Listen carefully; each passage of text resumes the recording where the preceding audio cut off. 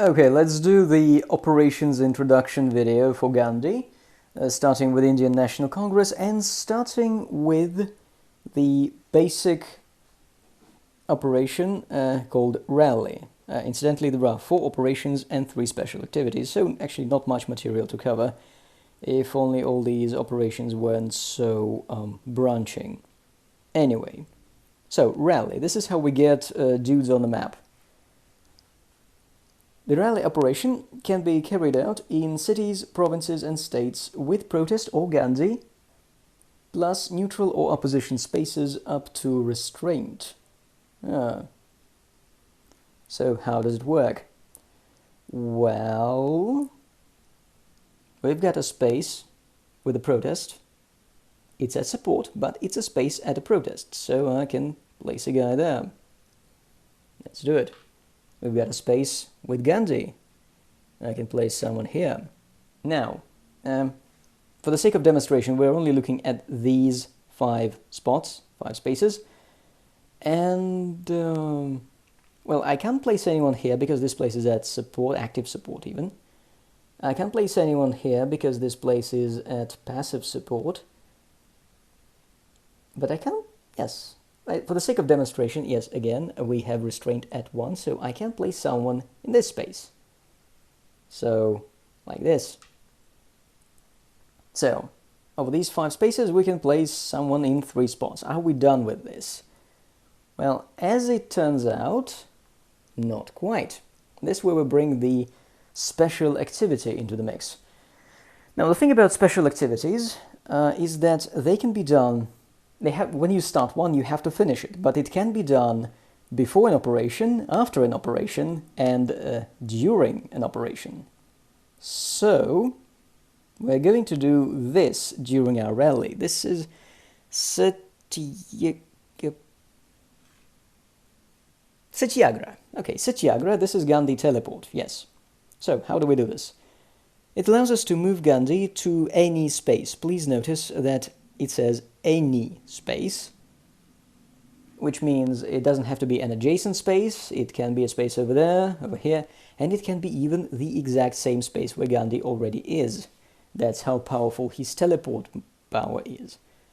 Now, in a space where Gandhi lands, we can do, by the way, it says here, release from jail if Raj agrees. Bot Raj will never agree, so forget about this. Right, we can either remove one unrest marker and one protest marker in the space, not or, and.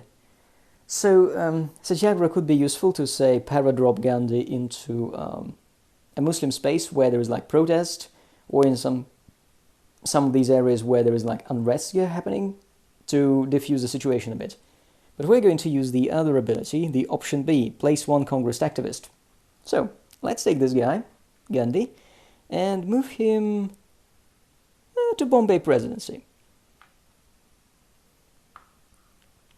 Okay, we're done with our oh yes, we're not done yet.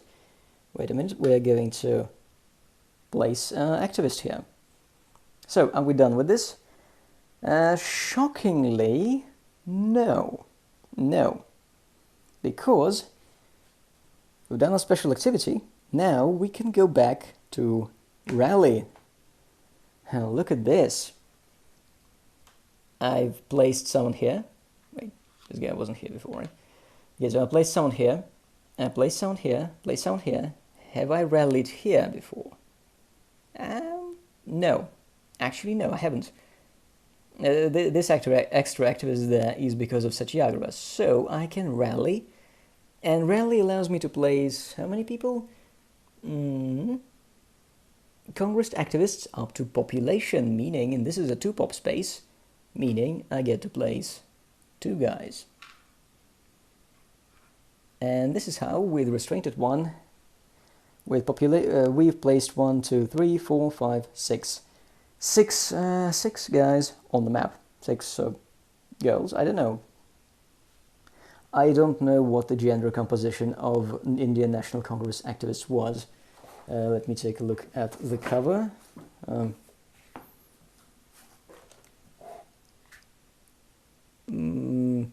Looks mostly guys. Okay.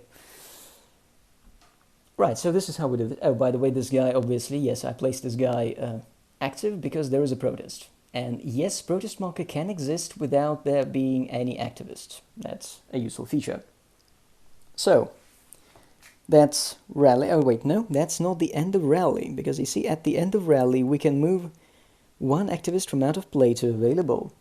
Again, we can either move one of our guys here, or we can move one of the Muslim League guys into their available and increase unity by 1.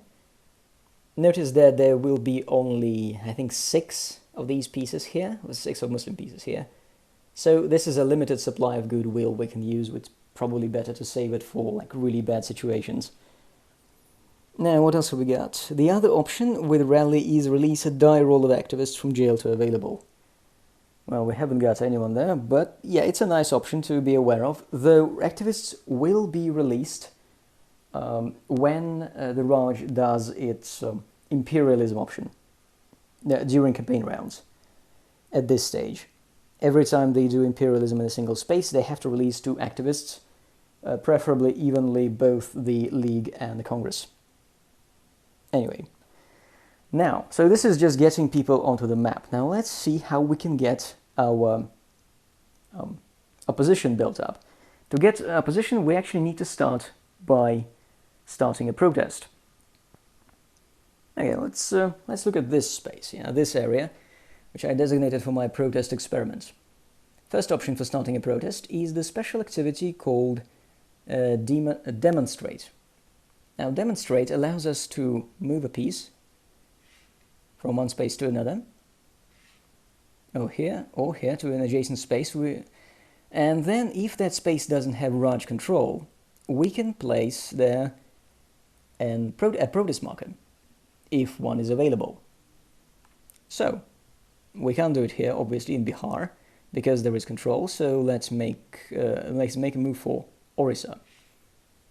And while we're at it, might as well use the special ability that we have regarding demonstrate, and that is a total number of Muslim League activists up to unity may accompany Congress activists 1 for 1. So you see this guy standing here? Yeah, we can take this guy and make him move here with us.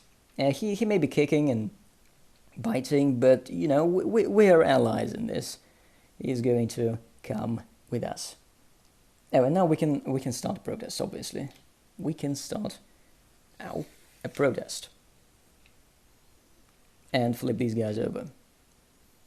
So that's the easiest way to start a protest, and obviously because princely states can never be controlled, this is the most viable way of protesting in a space like, well, in states, yes, this is the way you start protest in states. It's very easy, very cheap, or maybe we could do it in a single pop space, because the Raj troops will tend to gravitate towards the 2 pop ones, so yeah, it could be very easy, very fast. Now, what happens if we, for example, are in this space? If we, for example, are in Bihar, and we want to start a protest here. Now, we can't do this with demonstrate, but we can do this with our other operation, and that is civil disobedience. Again, can be run like most of our other stuff, can be done in places with protest or Gandhi, which is weird. But yes, we can just flip all activists and place a protest in any space. And in this particular situation, because there is one League piece and one our piece,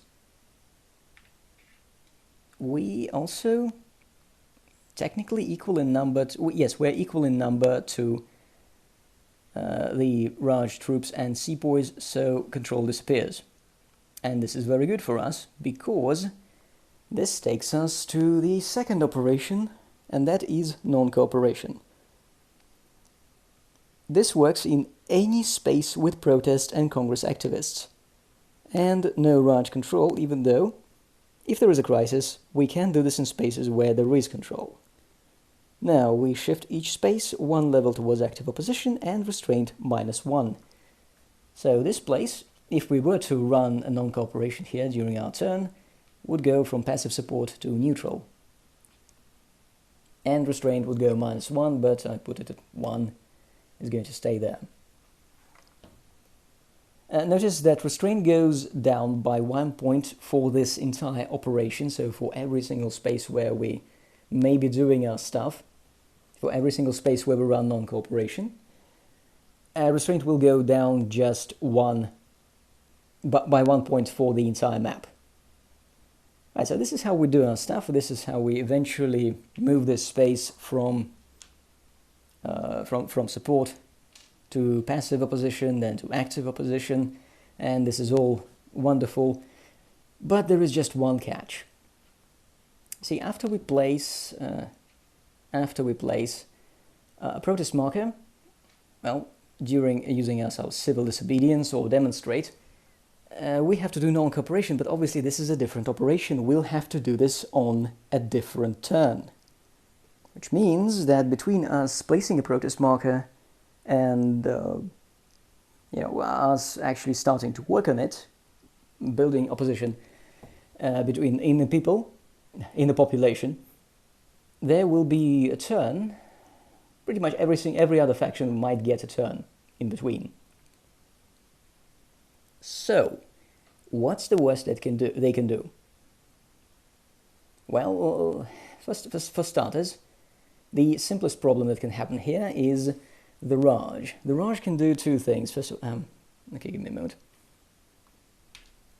Okay, first of all, Raj can run a sweep operation, which is going to look, in this case, like this. They're going to drop a single cube here and get control. Very easy, because they outnumber us. They'll get control. We cannot run non-cooperation in this spot. That's one way. The other way they can do this is because, well, we've got our pieces are active. They're exposed. They're doing stuff, and so the Raj can do the assault. The Raj can do the assault operation, which will remove or arrest adversary forces. So they can just do this and put these two guys into jail over there. Now, interestingly, the efficiency of Raj pieces actually depends, well, on the type when it comes to assault. Namely, a single troop can arrest a single piece, a single activist piece, a single enemy piece, or kill a single active guerrilla. A single sepoy can't do anything. Sepoys need to be present. There have to be 2 sepoys to take out 1 enemy piece. However, when sepoys are mixed with troops, with even a single troop, all sepoys operate at the same level of efficiency as troops. And so, for the most part, you will be seeing the British Raj forces like this. A single troop and a bunch of sepoys to create the numbers. Right, so there are 2 ways the Raj can prevent us from getting what we want. Right, what other way can there be? Or rather, what can other factions do? Okay, so the League, since we're right here, has the special operation called Infiltrate, which allows them to replace a sepoy, guerrilla or protest marker with a Muslim League activist. Oh dear. Yeah, so they can just do this. Yeah, they can just make this protest marker magically disappear and use the mood of the population to recruit another band of supporters. Yeah, they can do that. That's mighty annoying. They could... Oh, by the way, when I remove the protests, these guys obviously will need to flip over.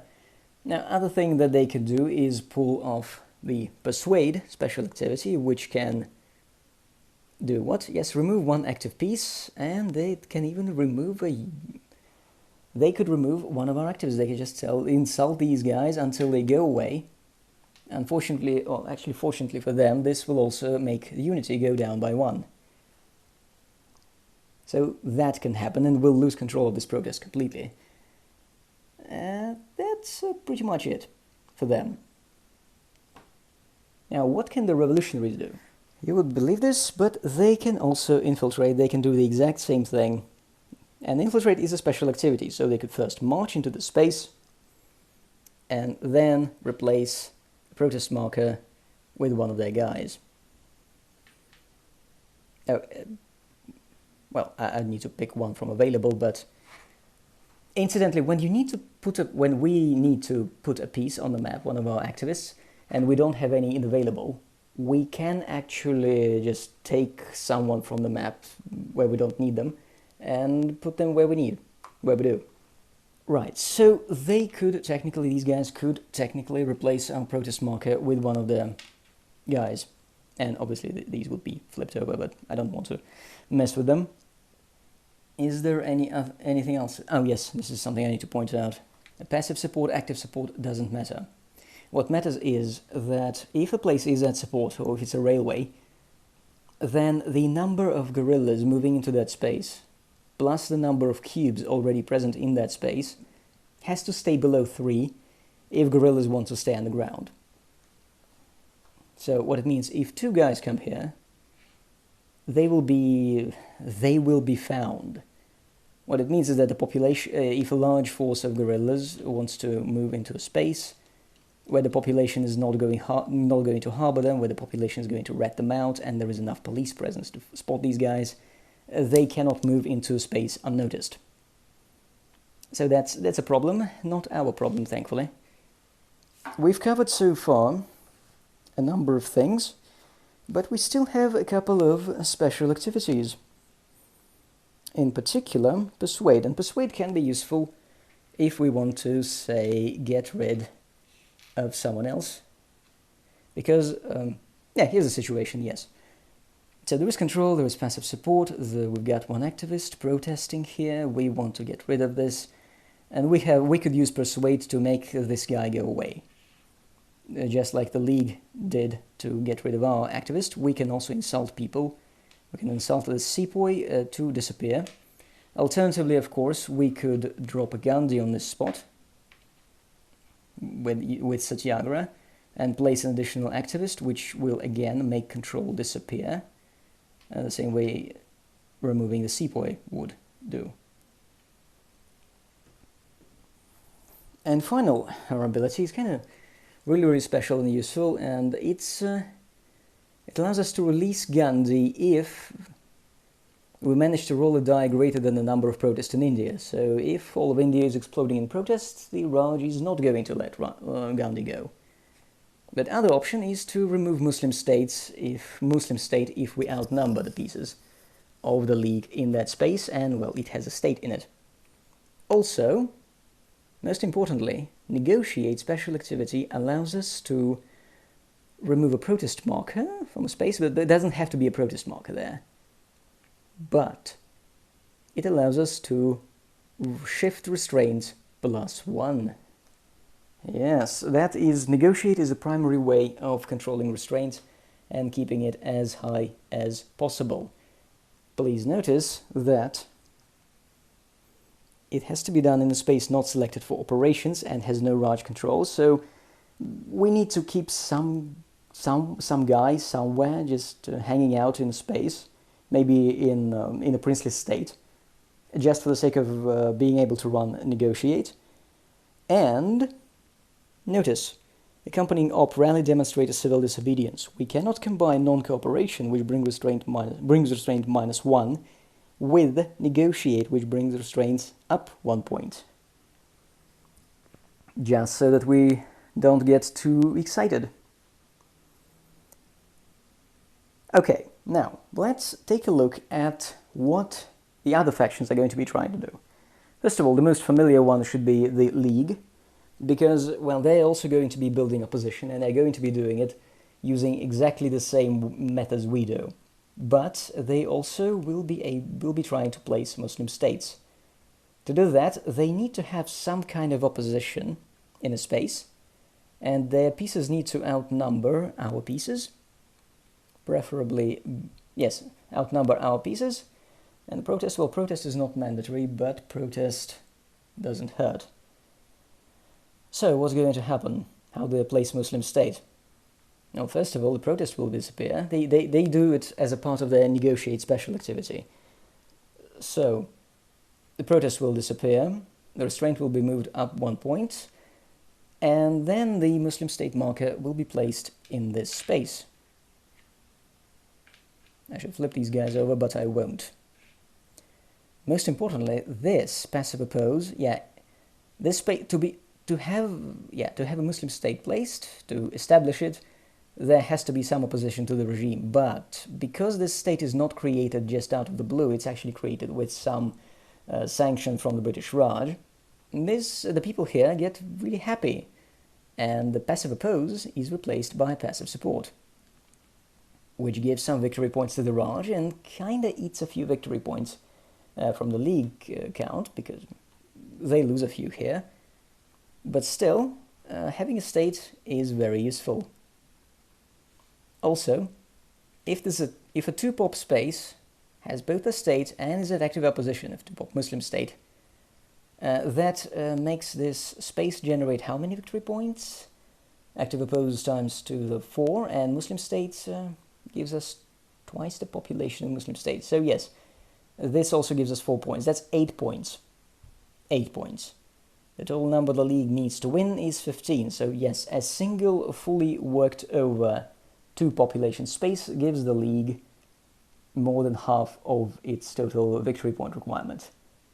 Yeah, this faction can do a lot of things by operating in only a few spaces. And they will be operating in these spaces. Actually, in my experience, West and East Bengal, the 2-pop Muslim spaces, and Punjab are going to be hotspots for all kinds of unrest, violence, protests, and all kinds of things. Also, it's not helped by the fact that some of the cards in the game specifically call out that their effect has to be applied to Bengal or to Punjab. Okay, so what else have we got? We've got the Raj trying to spread control, right? Let's see the Raj trying to spread control. Is a space with no control. How will the Raj do it? The Raj will do it by using a special operation, not special operations, just regular operation called sweep. They will send one guy here, and they will send another guy here, and they still won't get control, because you see there is only this guy counts as an active piece, this guy counts as an active piece too, and what's going to happen is they'll need to send another guy here, but there is another catch. That sweep operation also uncovers underground guerrillas. That's kind of its primary purpose. So this guy will flip over, also become active, and so they'll need to send another sepoy in. So they'll need to have 4 people in a single spot just to maintain control and gain those 2 points. Now this brings us to how the Raj is going to earn its wings. No, its support. It's going to do that using Govern.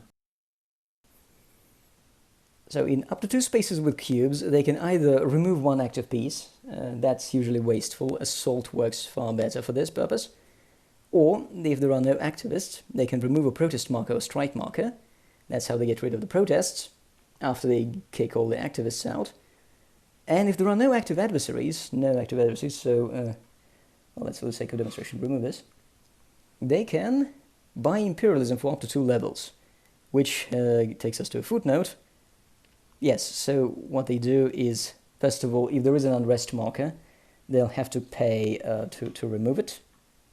And after that, they can pay extra and make people love them, and shift support by up to 2 levels. So they can make a space go from active opposition to neutral, from passive opposition to passive support, and from neutral to active support.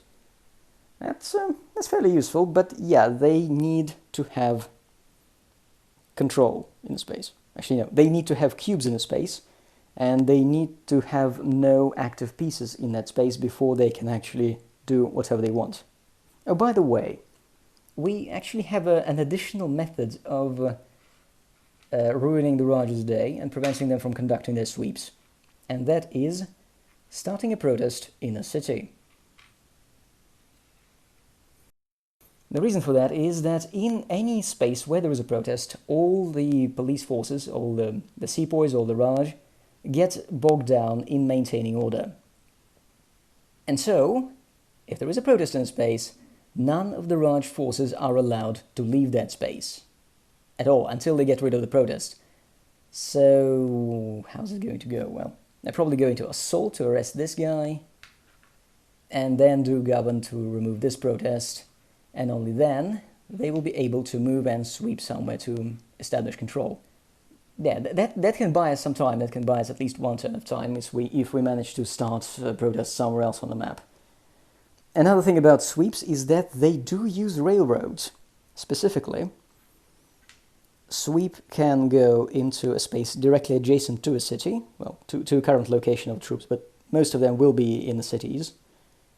So, directly, this sweep can, from Calcutta, can go to East and West Bengal, or it can use this railroad. It can use a single stretch of railroad, so it will be able to go to Bihar, or it will be able to go to Orissa, or it will be able to go to central provinces, or Central India Agency, or to, no, it won't be able to go to United Provinces. See, there is a second stretch. It doesn't give us adjacency.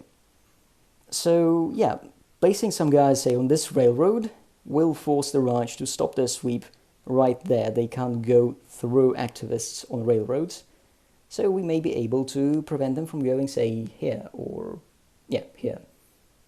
But then again, there may be troops coming in from Delhi who will be able to attack us in a space we're kind of blocking. It's all complicated, it's all situational, but yes, it can be useful to prevent the troops from one city from going onto the railroads and attacking you and swarming in and preventing us from doing whatever we want. Now, the Raj also has another operation called special activity, called martial law, which is nasty, because it allows them to remove, just flat out remove, put them into available, all activists in the space, even when they're not doing anything. Also, it allows them to instantly remove any protest, which is pretty nasty. But it also places unrest markers. Unless one specific viceroy is in power, in that case, his special operation, his special activity, and his martial law does not place unrest. That's really bad. And so that shifts the space one level towards neutral. So this is a very bad activity for us. Luckily, it can only be conducted in one space and two spaces during crisis. One last nasty thing from the Raj is treaty operation, which allows them to work in the states. This is one of the problems with the states. Yes, there are spaces where the Raj doesn't have control, but treaty has this magical power to allow them to remove one active piece for every sepoy in every single state on the map.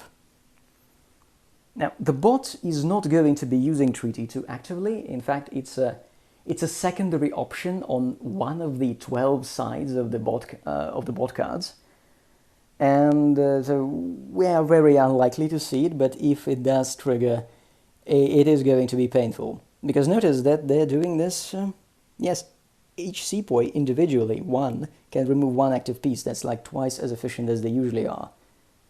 And this doesn't cost them any resources. There is no chance of this stopping.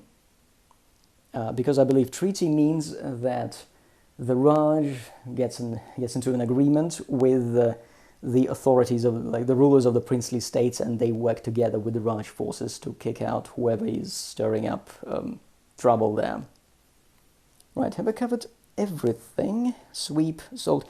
Garrison is the ability of the Raj to move troops across the entire country using this rail network.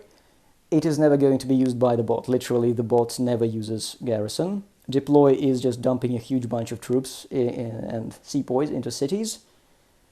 And the priority is to dump them into spaces where there are the most active pieces of the opponents nearby. Now, as for revolutionaries, rally, say march, attack. Attack, we are not going to be seeing much of attack, because attack actually requires a die roll, and I believe the bot won't attack unless they've got like 4 guerrillas in a single space, and it reveals all of those guerrillas. However, a successful terrorist attack does add a single unrest marker and is very cheap. Now, unrest is how they place their stuff, their unrest markers, and it also shifts restraint -1, could be a problem for us. And this is a big rarity, but sometimes they can top off unrest with assassinate special activity, which allows them to remove a single active piece. Yeah, here's the thing: active pieces.